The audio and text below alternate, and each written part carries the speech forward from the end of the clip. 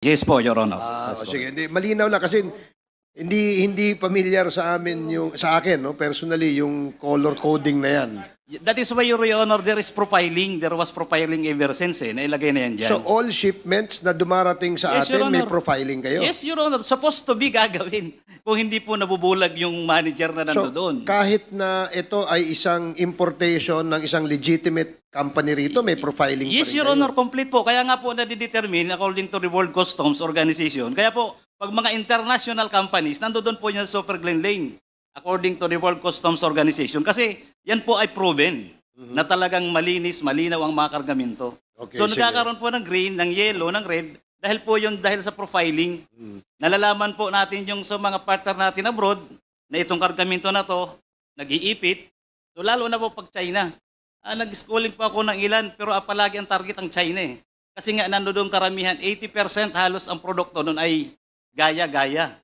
So yun po ang Yung inano fake, ngayon ng fake. IPO. Ang Yes, ibig Your sabihin, Honor. gaya-gaya, fake. Fake, Your Honor. Okay. So kaya po kalamitan dyan talaga, karamihan dyan ay nandoon sa red, yellow. Palaging may examination yan, may x-ray. Then pagdating po doon sa valuation, inaayos din po yun kasi marami po doon, ang karamihan talaga ay mali ang deklarasyon. Di ba, bago naman paratingin dito, doon sa port of origin, may mga dokumentong ina-advance papunta rito, correct? Attorney Buko. Yes, Your Honor. And what do you call this document?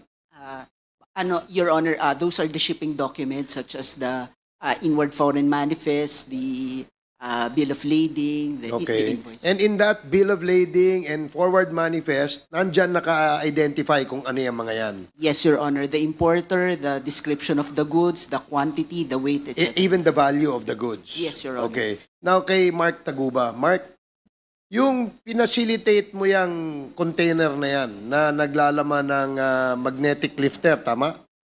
Magnetic lifter. Ano ba yung nasa laman ng container na pinacilitate mo? Cylinder po. Yung cylinders, no, na naglalaman ng shabu.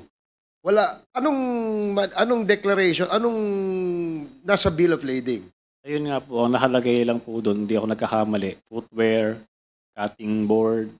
Wala pong nakalagay So, na metal ikaw cylinder. bilang tracker and customs facilitator, hindi mo na sinisiguro.